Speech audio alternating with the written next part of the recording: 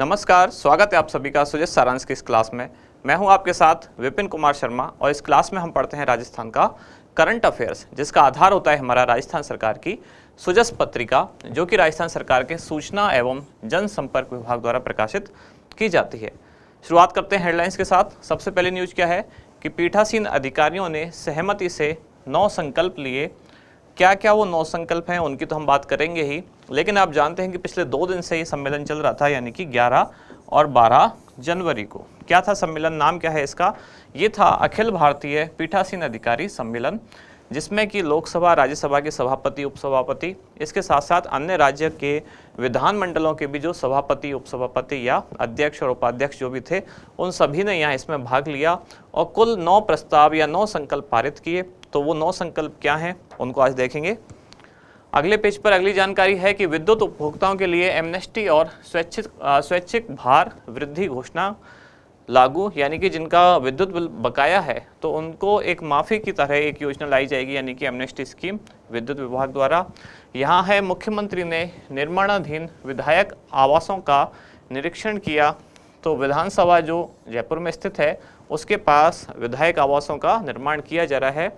इसके तहत जून 2023 तक कुल 160 आवासों का निर्माण पूरा होगा। तो मुख्यमंत्री ने इसका दौरा किया, देखा इसको कि कार्य कहाँ तक पहुँचा है।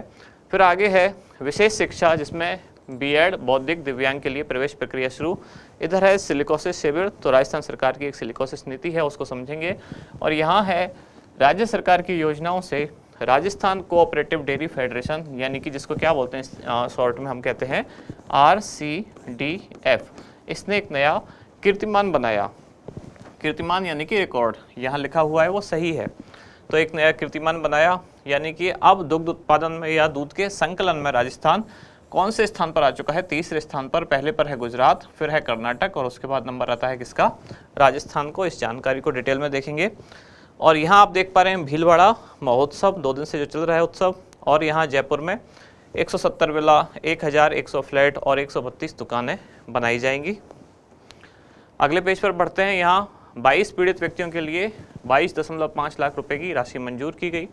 राजस्थान में पाइपलाइन से घरेलू गैस वितरण नेटवर्क का तेजी से विस्तार। और यहाँ कौन सा? ऊंट उत्सव, जो कि 13 से 15 जनवरी 2023 बीकानेर में आयोजित होने वाला है। आप देखते हैं हमारा इंडेक्स, यानी कि कौन कौन सी खास जानकारी हैं जिनको हम डिटेल में पढ़ेंगे। तो नॉर्मली 3 या 4 ऐसी न्यूज हम हर दिन लेते हैं। आज की 3 मुख्य खबरें हैं। पहली है अखिल भारतीय पीठासीन अधिकारी सम्मेलन, और इस सम्मेलन के 9 संकल्प क्या क्या हैं, आज हम उन 9 संकल्पों को देखने वाले हैं। फिर है दुग्ध संकलन में राजस्थान 3रे स्थान पर, दूध से संबंधित एक योजना हो रहा है मुख्यमंत्री दुग्ध उत्पादक संबल योजना, तो साथ ही उस योजना को भी पढ़ेंगे। और फिर है सिलिकोसिस नीति। शुरुआत सबसे पहले अखिल भारतीय पीठासीन अधिकारी सम्मेलन। तो इस सम्मेलन के बारे में सामान्य बातें हम पिछले 2-3 दिन से पढ़ ही रहे हैं कि कब आयोजित होने वाला है। 11 और 12 जनवरी 2023। कहाँ आयोजित हुआ ये? तो जयपुर, राजस्थान। क्या था सम्मेलन, उद्घाटनकर्ता कौन होंगे, धन्यवाद ज्ञापनकर्ता कौन होंगे, सारी जानकारी हम पहले पढ़ चुके हैं। आज हम एक नई चीज़ इसमें समझने वाले हैं कि इसके समापन के दौरान कुछ 9 संकल्प आम सहमति से पारित किए गए। तो वो 9 संकल्प क्या हैं उनको देखेंगे। एक छोटी सी जानकारी केवल ये है कि सम्मेलन के 83वें संस्करण में कुल कितने विधायी निकायों के सभापति और उपसभापतियों ने हिस्सा लिया? तो कुल 27 विधायी निकायों के सभापतियों ने हिस्सा लिया। अब इसमें आम सहमति से कुल 9 संकल्प पारित किए गए। अब देखते हैं 9 संकल्प क्या क्या हैं। सबसे पहला कि भारत को लोकतंत्र की जननी के रूप में प्रस्तुत करना। तो जैसा कि आप जानते हैं अभी G20 का अध्यक्ष है भारत, और अगले 1 साल तक, यानी कि दिसंबर में बना था 2022 में और नवंबर 2023 तक रहेगा, यानी कि 1 साल तक भारत इसका अध्यक्ष रहने वाला है। तो भारत सरकार पूरी तरह से इस कोशिश में है कि लोकतंत्र की जननी भारत है। कई बार ऐसा कहा जाता है कि जो वेस्टर्न कंट्रीज है वहाँ लोकतंत्र की उत्पत्ति हुई, या वो अपने आप को ऐसे प्रेजेंट करते हैं कि डेमोक्रेसी की जो उत्पत्ति है वहाँ हुई है, जबकि वास्तव में भारत इसकी जननी है। प्राचीन काल में भारत में कई गणराज्य थे, उनमें लोकतंत्र प्रचलित था। तो अब भारत सरकार का ये प्रयास रहेगा कि लोकतंत्र की जननी के रूप में दुनिया के सामने भारत को प्रस्तुत करे कि ऐसा नहीं है, भारत ने लोकतंत्र पश्चिमी देशों से नहीं सीखा है, भारत का खुद का लोकतंत्र बहुत प्राचीन काल से था। इस चीज़ को आगे प्रमोट करना पहला संकल्प। दूसरा है न्यायपालिका, विधायिका और कार्यपालिका, इन तीनों के बीच में शक्तियों का पृथक्करण, यानी कि तीनों अपनी अपनी मर्यादा में, यानी कि जिसके पास जितने अधिकार हैं वो अपने अपने सीमा में रहकर उनका पालन करें, यानी कि एक दूसरे की सीमाओं का अतिक्रमण ना करें। कई बार ऐसा सुनने में आता है कि न्यायिक अति सक्रियता क्या है। मुख्य परीक्षा में यानी कि आरएस में भी या यूपीएससी आईएएस में भी ऐसे क्वेश्चन पूछे जाते हैं, न्यायिक अति सक्रियता क्या है, या न्यायपालिका कैसे विधायिका के क्षेत्र में अतिक्रमण कर सकती है, या विधायिका कैसे न्यायपालिका को काम करने से रोक सकती है। कहने का मतलब ये है, इसमें ये संकल्प लिया गया कि शक्तियों का पृथक्करण जो सिद्धांत है उसका पालन किया जाए, यानी अपनी अपनी शक्तियाँ अपने अपने पास रखी जाएं, जिसके पास जो अधिकार हैं वो अपने ही क्षेत्र में रहकर कार्य करे, एक दूसरे की सीमाओं का अतिक्रमण ना करे। खास तौर पर ये बात इशारा कर रही थी कि न्यायपालिका की तरफ, कि न्यायपालिका विधायिका के कार्यप्रणाली में इंटरफेयर ना करे, यानी कि जैसे कानून बनाना विधायिका का काम है, संसद का काम है, या राज्य विधानमंडलों का काम है। कई बार ऐसा होता है कोर्ट के ऑर्डर द्वारा वो कानून निरस्त कर दिया जाता है। सबसे इसमें अच्छा उदाहरण जो है कि एनजेएसी जो लाया गया, जिसमें जो जजों की नियुक्ति है उसके लिए एक कानून बनाया गया था और इसको सुप्रीम कोर्ट द्वारा निरस्त कर दिया गया। तो इसी तरह की जो चीज़ें हैं कि यानी कानून बनाने का अधिकार विधायिका का है, तो न्यायपालिका उसको अतिक्रमित ना करे। इसको कहा गया शक्तियों का पृथक्करण। तीसरा, असंसदीय आचरण पर प्रभावी नियंत्रण हेतु नियम प्रक्रियाओं में आचार संहिता को शामिल करना। इसका मतलब क्या है? इसका मतलब ये है कि कई बार आपने देखा होगा विधानमंडलों में, मैं विधानमंडल कहता हूँ तो इसका मतलब सारे शामिल हो जाते हैं, लोकसभा, राज्यसभा, विधानसभा, विधान परिषद, सब कॉमन में एक शब्द बोल रहा हूँ, विधानमंडल।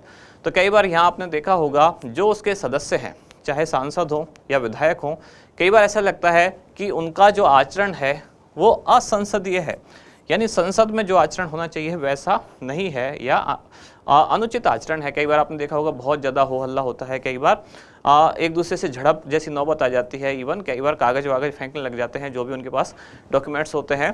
तो इस तरह की जो भी असंसदीय आचरण की प्रवृत्ति है उस पर नियंत्रण किया जाए, और इस नियंत्रण के लिए कुछ नियम प्रक्रियाओं में एक आचार संहिता यानी कि कोड ऑफ कंडक्ट जो है उसको शामिल किया जाए। अगला चौथा संकल्प क्या है? राजनीतिक दलों द्वारा विधानमंडलों की सभाओं में व्यवधान उत्पन्न नहीं करना। यानी ये एक सामान्य सी प्रवृत्ति हो गई है आजकल राजनीति में कि एक पक्ष होता है सत्ता पक्ष और दूसरा विपक्ष। तो सत्ता पक्ष कुछ भी कहे वो अपनी हर चीज़ को पारित कराना चाहते हैं, और विपक्ष चाहे सत्ता पक्ष कितनी भी अच्छी बात कर रहा हो उस हर चीज़ को रोकना चाहते हैं, यानी कि उसमें एक व्यवधान उत्पन्न करना चाहते हैं। तो यहाँ ये कहा गया है कि राजनीतिक दलों द्वारा विधानमंडल की सभाओं में व्यवधान उत्पन्न ना किए जाए, यानी कि अनावश्यक किसी बात को केवल विरोध करने के लिए उसका विरोध ना किया जाए, केवल व्यवधान डालने के लिए किसी चीज़ को ना रोका जाए, मतलब उस पर तर्कपूर्ण बहस हो, ना कि केवल व्यवधान उत्पन्न किया जाए। आगे अगला है विधानमंडलों में समिति प्रणाली को सशक्त बनाना और कार्यपालिका के कार्य की समीक्षा सीमा को भी बढ़ाना।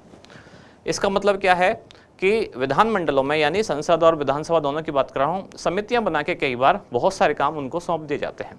अगर कोई ड्राफ्ट लाया गया है, कोई विधेयक लाया गया है, उसके बारे में क्या क्या उसके अच्छाइयाँ या बुराइयाँ क्या हैं, उनको मूल्यांकन करने के लिए समिति के पास भेज दिया जाता है।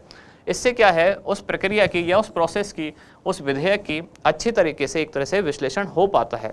तो यहाँ कहा गया है कि समिति प्रणाली को और सशक्त बनाया जाए ताकि जो कानून बनने वाले हैं उन पर पहले अच्छी तरह से बहस हो, पहले समिति में भी वो जाए ताकि समिति भी अपना एक निर्णय दे, वो देखे इसके क्या अच्छाइयाँ हैं क्या बुराइयाँ हैं। ऐसा ना हो केवल संख्या बल के बूते पर कोई भी जो सत्ताधारी दल है सारी चीज़ें अपने पक्ष में करा ले। यानी कि मुख्यतः बात कार्यपालिका के लिए कही गई है कि अगर कार्यपालिका यानी कि सरकार, आप ऐसे समझें सरकार में ज़्यादातर लोग हैं वो जो मतलब एक तरह से कैबिनेट को आप समझ सकते हैं कार्यपालिका। वैसे इसकी व्याख्या बहुत अलग है, मैं उस सेंस में नहीं कहना चाह रहा हूँ। आप ये समझे केवल कार्यपालिका यानी कि जो सरकार है, जो सरकार चल रही है वो कार्यपालिका। तो ऐसा ना हो कि वही केवल संख्या बल के बूते पर अपनी सारी चीज़ें विधानमंडल से पारित कराते जाएं, पास कराते जाएं। इसके लिए एक समिति प्रणाली बनाई जाए, यानी कि जो भी ड्राफ्ट है, जो विधेयक है, जो बन रहा है, वो समिति के पास भेजा जाए, समिति उस पर अपना निर्णय दे या अपना सुझाव दे, तो ये सारी चीज़ें सशक्त बनाई जाए। ये हुआ पांचवा संकल्प। छठा क्या है? संघ और राज्य विधानमंडलों के कार्य प्रबंधन में एक वित्तीय स्वायत्तता प्राप्त करना, यानी कि फाइनेंशियल ऑटोनॉमी थोड़ी सी उनको मिले ताकि वो चीज़ें और जो निर्णय है वो सही तौर पर ले जाएं। सातवां क्या है? भारत में सभी विधायी निकायों के लिए राष्ट्रीय डिजिटल ग्रिड के माध्यम से एक दूसरे से जुड़ने हेतु एक कदम उठाना, यानी जैसे कि एक विधानसभा है राजस्थान की, एक है जैसे तमिलनाडु की, एक है जैसे पश्चिम बंगाल की, या एक है जैसे दिल्ली की। तो अगर ये सब आपस में एक दूसरे से कनेक्ट हो पाएँ, इसके लिए एक तरह की एक राष्ट्रीय डिजिटल ग्रिड का निर्माण किया जाए, जिससे आपस में सब एक दूसरे की चीज़ें समझ सके। फिर प्रतिवर्ष कोई पुरस्कार जैसे कि उत्कृष्ट विधायिका पुरस्कार प्रदान किया जाए, ताकि हर विधायिका को एक प्रोत्साहन मिले कार्य करने का, और समाज के सभी वर्गों, इसमें खास तौर पर महिलाओं को, युवाओं को संवैधानिक प्रावधानों के बारे में बताया जाए कि संविधान में क्या क्या लिखा हुआ है, विधायी नियम क्या है, यानी कि कानून कैसे बनते हैं, प्रक्रियाएं क्या हैं, इन सब की जानकारी दी जाए। तो इस तरह से ये 9 संकल्प हैं जो किसमें लिए गए?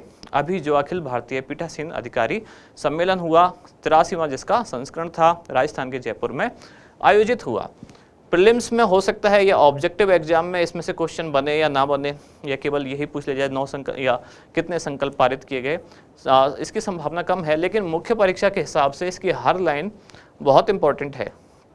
हो सकता है डायरेक्टली ऐसे ना पूछे जाए 9 संकल्प क्या है, लेकिन इसमें जो जो सिद्धांत आए थे, यानी कि जैसे इस पर कोई निबंध भी आ सकता है, लोकतंत्र की जननी के रूप में भारत, मुख्य परीक्षा में हिंदी में भी आ सकता है, या जो पॉलिटिकल साइंस वाला पार्ट है आरएस में भी या यूपीएससी में भी, वहाँ ऐसा आ सकता है। इसको एलेबोरेट करने के लिए लोकतंत्र की जननी के रूप में भारत, तो इसको आप कैसे लिखेंगे? यानी कि G20 की अध्यक्षता और लोकतंत्र की जननी के रूप में भारत, या भारत के सामने आगे क्या क्या संभावना है इस जो अवसर को, अभी भारत को जो अवसर मिला है G20 का अध्यक्ष होने का, आगे भारत इसको अपने लिए कैसे कैसे सदुपयोग इसका कर सकता है। तो इस विषय पर बहुत अच्छा निबंध भी लिखा जा सकता है, और पॉलिटिकल साइंस में क्वेश्चन भी पूछा जा सकता है। जैसे अगला जो संकल्प है शक्ति का पृथक्करण, ये तो बहुत अच्छा क्वेश्चन है, कई बार पूछा भी जाता है कि शक्तियों के पृथक्करण से आप क्या समझते हैं, न्यायिक अतिसक्रियता क्या है। तो इन सारी चीज़ों को लेकर भी आपके जो कंसेप्ट हैं पॉलिटिकल साइंस के, उन पर आधारित प्रश्न पूछे जाने की संभावना है। असंसदीय आचरण को कैसे नियंत्रित किया जा सकता है, इस तरह का मैं जो बोल रहा हूँ ये क्वेश्चन की लैंग्वेज में आपसे पूछा जा सकता है कि असंसदीय आचरण को कैसे नियंत्रित किया जा सकता है। आपके कोई सुझाव दीजिए, 5 सुझाव, 2 सुझाव, 4 सुझाव। तो आप इस चीज़ पर सोचेंगे तो अपने कुछ सुझाव आप सोच पाएंगे। तो ये सारे जो हैं, जैसे विधानमंडल की सभाओं में व्यवधान को उत्पन्न ना करें, कहने का मतलब जो सारे संकल्प लिए गए हैं उन हर एक संकल्प पर मुख्य परीक्षा का एक एक क्वेश्चन बन सकता है। जैसे अगला भी जो है समिति प्रणाली को सशक्त बनाना, तो क्या कार्यपालिका विधायिका को एक तरह से ओवरशैडो कर रही है, यानी कि कई बार कार्यपालिका अगर बहुत ज़्यादा सशक्त है तो क्या विधायिका की वो नहीं सुनती है, और समिति प्रणाली से वो कैसे कंट्रोल की जा सकती है, या विधायक या कार्यपालिका की जो समीक्षा है वो विधायिका को ज़्यादा से ज़्यादा करनी चाहिए। तो इससे लोकतंत्र का फायदा कैसे है या कैसे नहीं है। कहने का मतलब हर लाइन पर एक बहुत अच्छा क्वेश्चन बन सकता है। अगली लाइन क्या है? वित्तीय स्वायत्तता। तो ये भी क्या है? किसमें संघ और राज्य विधानमंडलों के लिए कार्य प्रबंधन में इसमें इससे कैसे इसकी क्षमता में वृद्धि होगी, ये सारी चीज़ें आप समझा सकते हैं।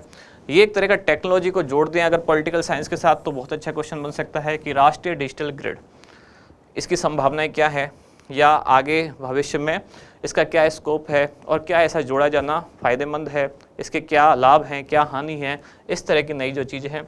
उत्कृष्ट विधायिका पुरस्कार, ये तो सामान्य एक बात हुई, और ये एक जनरल सी जानकारी जिसमें महिलाओं, युवाओं और संवैधानिक प्रावधानों को उनकी जानकारी दी जाए। तो ये चीज़ें इस लिहाज से इम्पोर्टेंट हैं कि आपका जो थिंकिंग प्रोसेस है वो थोड़ा डेवलप किया जाए। फिर ये एक सामान्य जानकारी आप लोगों के लिए, तो जो लोग ग्रेड 3 वाला एग्ज़ाम देने जा रहे हैं परीक्षा से पहले परीक्षा कलाम अकेडमी द्वारा उनके लिए आयोजित की जाएगी, जिसके लिए जो उनकी आवेदन की अंतिम तिथि है यानी रजिस्ट्रेशन के लिए वो है 18 जनवरी 2022 और परीक्षा का आयोजन किया जाएगा कब? 22 जनवरी 2023। ये 18 जनवरी 2023 है, 22 मैंने बोल दिया फ्लो में, और एग्जाम की डेट क्या है? 22 जनवरी 2023। अब इसमें आप रजिस्ट्रेशन कराने के लिए कलाम अकेडमी की वेबसाइट पर जा सकते हैं। अब 7 दिन भी नहीं बचे हैं, ये पुरानी जानकारी है, अब आपके पास कम समय है, आप चाहें तो रजिस्टर करा सकते हैं। अगली हमारी जानकारी यानी कि अगली न्यूज ये क्या है? ये है अब दुग्ध संकलन में राजस्थान तीसरे स्थान पर आ चुका है। राजस्थान से पहले कौन कौन है? तो सबसे ऊपर यानी कि फर्स्ट पर है गुजरात, दूसरे पर है कर्नाटक और इसके बाद राजस्थान अब तीसरे नंबर पर आ चुका है। इसी से जुड़ी हुई एक योजना है मुख्यमंत्री दुग्ध उत्पादक संबल योजना, यानी कि जो पशुपालक हैं, जो दुग्ध उत्पादक हैं, उनको राज्य सरकार संबल प्रदान करेगी। लिखा हुआ है कि योजना कब प्रारंभ हुई, तो यहाँ डेट लिखी हुई है 1 फरवरी 2019 से। तो ये जो वर्तमान में संचालित योजना है ये जरूर 1 फरवरी 2019 से शुरू हुई, लेकिन सबसे पहले ये योजना शुरू हुई थी कब? 1 अप्रैल 2013 से। 1 अप्रैल 2013 से एक्चुअली योजना शुरू हुई थी, लेकिन फिर क्या हुआ, उसके बाद इस योजना को बंद कर दिया गया और 1 फरवरी 2019 से ये पुनः प्रारंभ हुई। तो अगर ऑप्शन में 1 अप्रैल भी है, 1 अप्रैल 2013, तब तो यही माना जाना चाहिए, क्योंकि सबसे पहले योजना इसी दिन शुरू हुई थी, फिर बीच में बंद कर दी गई और फिर अब पुनः प्रारंभ हुई है। यहाँ ये डेट इसलिए पहले लिखी है क्योंकि अब लेटेस्ट जो है उसी को आधार बना के पूछे आने की संभावना है, लेकिन ये दरअसल अब 1 फरवरी 2019 को दोबारा से शुरू हुई है। पहले शुरू हुई थी 1 अप्रैल 2013 को, और ये जानकारी डिटेल में दी गई थी कहाँ? जो राजस्थान का बजट आया 2022-23 में। योजना क्या है और उद्देश्य क्या है? प्रदेश में दुग्ध उत्पादन क्षेत्र को मजबूत करना और पशुपालकों को आर्थिक संबल प्रदान करना। इसके लिए सरकार क्या करती है, देखते हैं। इसके लिए दुग्ध उत्पादकों को 2 रुपये प्रति लीटर अनुदान दिया जाएगा और बजट भाषण यानी कि 2022-23 में इसको बढ़ाकर कितना कर दिया गया? अब 5 रुपये। ये क्वेश्चन शायद पूछा गया है किसी एग्जाम में, या तो वनपाल वन रक्षक वाले में पूछा गया है, या भी जो टीचिंग वाले एग्जाम चल रहे हैं 2nd ग्रेड वाले, किसी में पूछा गया है। मुझे ऐसा याद आ रहा है कि ये पूछा गया था इसमें जो दुग्ध उत्पादन के लिए अनुदान है वो कितना कर दिया गया है, और यही एज इट इज क्वेश्चन हमारी जो राजस्थान करंट अफेयर्स वाली क्लास थी उसमें भी था, तो ये क्वेश्चन पूछा भी गया है। 1 अप्रैल 2022 से ये बढ़ाकर 5 रुपये प्रति लीटर कर दिया गया। पहले कितना था? पहले था 2 रुपये प्रति लीटर। लास्ट में अगली योजना क्या है? यह है राज्य सरकार की सिलिकोसिस नीति, जिसका उद्देश्य क्या है? सिलिकोसिस बीमारी से पीड़ित जो श्रमिक हैं और उनके परिवार हैं उनको आर्थिक सहायता प्रदान करना। सिलिकोसिस बीमारी क्या है? सिलिका यानी कि धूल मिट्टी के कारण होने वाली बीमारी है, जिससे फेफड़े खराब होने लग जाते हैं। ज़्यादातर ये बीमारी उनमें होती है जो पत्थर का काम करते हैं, खनन क्षेत्र से जुड़े हुए लोग हैं, मजदूर हैं, मूर्ति निर्माता हैं। लगातार डस्ट उनके फेफड़ों में अंदर जाती है, जिससे उनको बीमारी होती है। कौन सी? सिलिकोसिस। कौन से विभाग द्वारा ये नीति संचालित है? ये है सामाजिक न्याय एवं अधिकारिता विभाग, राजस्थान। क्या विशेषता है इसकी? अगर बीमारी प्रमाणित हो जाती है कि हाँ ये इस व्यक्ति में सिलिकोसिस है, उसके पास जो अस्पताल से ये प्रमाणित हो जाती है, तब उस रोगी को 3 लाख रुपए की आर्थिक सहायता दी जाएगी। और दुर्भाग्य से अगर व्यक्ति की मृत्यु हो जाती है तो उसके आश्रितों को 2 लाख रुपए की आर्थिक सहायता दी जाती है। सिलिकोसिस से पीड़ित व्यक्ति के अंतिम संस्कार हेतु परिजनों को कितने रुपए? 10,000 रुपए दिए जाते हैं। और सिलिकोसिस पीड़ित जो व्यक्ति है उसकी मृत्यु हो गई तो पीछे जो बची उसकी पत्नी यानी कि सिलिकोसिस विधवा को पेंशन का भी प्रावधान है। और विधवा की आयु कितनी है और उसको पेंशन कितनी दी जाएगी, यहाँ लिखा हुआ है। यदि 55 वर्ष तक आयु है तब उनको 500 रुपये प्रति माह, 55 से 60 वर्ष आयु है तब 750 रुपये प्रति माह, 60 से 65 वर्ष आयु है तब 1000 रुपये प्रति माह, और 65 वर्ष से अधिक आयु है तब 1500 रुपये प्रति माह दिए जाएंगे। सिलिकोसिस पीड़ित परिवार को पालनहार योजना में भी लाभ दिया जाएगा। इसमें अगर 6 वर्ष तक की आयु के बच्चे हैं तो उनको 500 रुपये प्रति माह, और 6 से 18 वर्ष तक की आयु के बच्चे हैं तो 1000 रुपये प्रति माह दिए जाएंगे।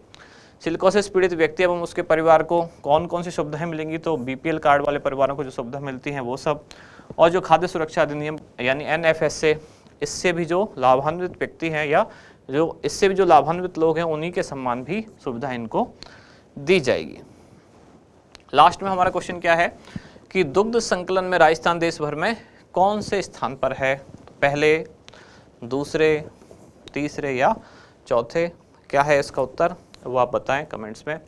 अब एक और बात, जो राजस्थान करंट अफेयर्स वाली क्लासेस ले रहे हैं, यानी कि जो ऑब्जेक्टिव टाइप की हमारी क्लासेस चल रही थी, उसका एक पीडीएफ टेलीग्राम पर डाल दिया गया है। पीडीएफ में अभी तक की जितनी भी क्लासेज हुई थी हमारी, लगभग 53-54 कुछ ऐसी क्लासेज हुई हैं, तो उन सभी के क्वेश्चन पीडीएफ में आपको डाल दिए गए हैं। अभी केवल क्वेश्चन ही डाले गए हैं, वो जानबूझ के ऐसा किया गया है ताकि आप लोग एक बार उसकी प्रैक्टिस करें, एक बार उनको ऐसे ही आप अटेंड करने की कोशिश करें, यानी कि एक प्रिंट उसका निकाल लें आप। पीडीएफ फॉर्मेट में डला हुआ है, इजीली आप प्रिंट उसका निकाल सकते हैं और उसको उसके आंसर देखे बिना एक बार सॉल्व करने की कोशिश करें और बहुत ही जल्दी, यानी कि आज या कल हो सकता है उसकी आंसर की भी आपको मिल जाएगी। एक बार उससे पहले उसको सॉल्व जरूर करें, तभी उससे आपको पूरा फ़ायदा उसका मिल पाएगा। तो अब मिलते हैं कल अगली न्यूज़ के साथ अगली क्लास में। धन्यवाद।